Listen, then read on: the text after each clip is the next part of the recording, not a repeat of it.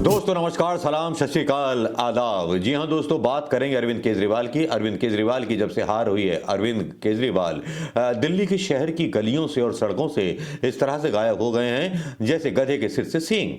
जी हाँ, social media पर कचरा सेठ के नाम से प्रसिद्ध अरविंद केजरीवाल के बारे में कहा जा रहा है कि अरविंद केजरीवाल ने अभी तक कोई प्रतिक्रिया नहीं दी है।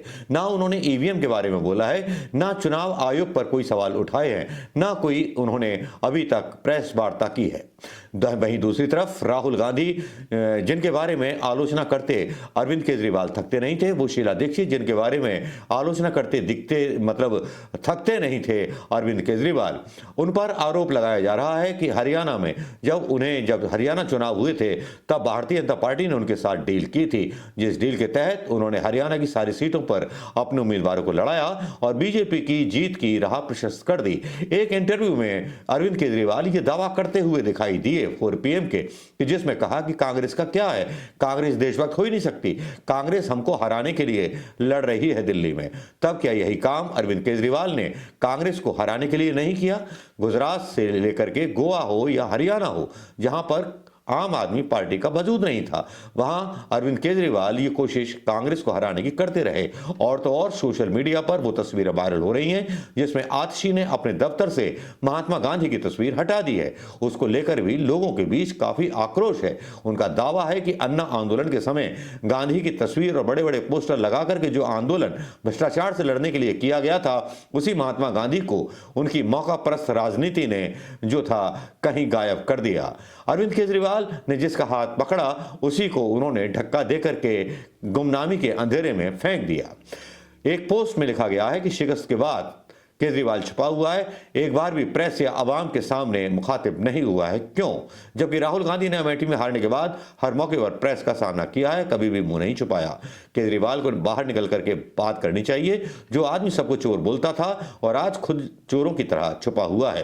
केजरीवाल ने हारने के बाद एक बार भी ईवीएम या वोटर लिस्ट में गड़बड़ी का मुद्दा नहीं उठाया है। आखिर क्यों? ईवीएम सेट हुई या नहीं, वोटर लिस्ट में छेड़छाड़ हुई या नहीं, ये बातें केजरीवाल को करनी चाहिए, पर केजरीवाल फरार है। इसका मतलब ये हुआ, ये ठीक वैसा ही है जैसा कि बीजेपी को क्लीन चिट देने जैसा हो, जबकि राहुल गांधी लगातार ईवीएम वोटर लिस्ट पर बात कर विपक्ष के साथ खड़े हुए हैं। केजरीवाल किसकी मदद करना चाहते हैं? यहां पर साफ कहना ज्यादा मतलब अकलमंदी का काम होगा कि बेईमान केजरीवाल को इस तरह से शिकस्त दिलवाना मुमकिन नहीं था। जनता का गुस्सा और बेईमानी और उनका जो स्वार्थ था, अहंकार था, इन सारी चीजों ने मिलकर केजरीवाल को हरा दिया। पूरा मंजर देख करके समझ में आता है केजरीवाल जब बीजेपी के खिलाफ बोलने के लिए तैयार नहीं है तब दाल काली भी हो सकती है। हो सकता है कि केजरीवाल ये वही केजरीवाल है जिन्होंने कभी हनुमान जी की यात्रा या हनुमान जी चालीसा गा करके, कभी अपने आप को बनिया कह करके, कभी तीर्थ यात्राओं का लालच दे करके अपने आप को हिंदूवादी होने का झांसा जनता को देने की कोशिश की। और दूसरी तरफ एक नारा भी चला कि सेंटर में मोदी और दिल्ली में केजरीवाल। अब की बात केजरीवाल। इस तरह के नारे बहुतायत में लगाए गए, लेकिन जिस तरह के धोखे कांग्रेस के साथ केजरीवाल ने किए, आज जब केजरीवाल के साथ ये हुआ है तब केजरीवाल अपने दर्दों को समेटे किसी अंधेरे कोने में बैठे हुए शायद गाना सुन रहे होंगे मुकेश का, जाने कहां गए वो दिन जो कहते थे तेरी याद में। खैर, बात कुछ भी हो, केजरीवाल गायब हैं, मीडिया से गायब हैं, दिल्ली की सड़कों से गायब हैं।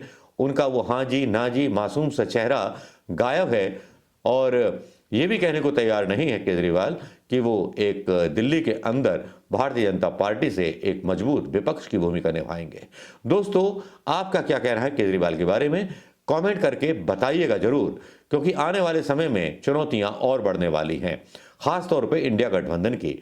क्योंकि जिस तरह से अभी रूल आउट हुआ है अरविंद केजरीवाल का चेहरा, उसी तरह से क्षेत्रीय पार्टियां जो कि अपने अपने क्षेत्रों में काफ़ी ज़्यादा मतलब मजबूत है, उन क्षेत्रीय पार्टियों ने कभी भी कांग्रेस के खिलाफ दूसरे राज्यों में जाकर के चुनाव लड़ने की कोशिश नहीं की है। लेकिन अरविंद केजरीवाल एकमात्र ऐसे व्यक्ति थे जो हमेशा कांग्रेस मुक्त भारत की बात उसी तरह से करते थे जिस तरह से प्रधानमंत्री मोदी कांग्रेस मुक्त भारत की बात करते हैं। भारत की अगर प्रधानमंत्री मोदी का भी आपने दिल्ली चुनाव जीतने के बाद मतलब उनका भाषण सुना होगा तो उन्होंने कांग्रेस जीरो जीरो यही बात कहते हुए भारतीय जनता पार्टी के लोग नजर आ रहे हैं। लेकिन यहां कांग्रेस का मत प्रतिशत बढ़ा है, इसमें कोई दो राय नहीं है।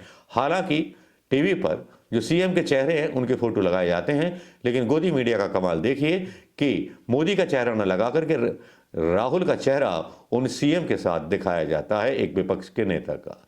ये हमारे गोदी मीडिया का मतलब ऐसा लगता है कि पूरे दिमाग का दीवारा निकल गया है।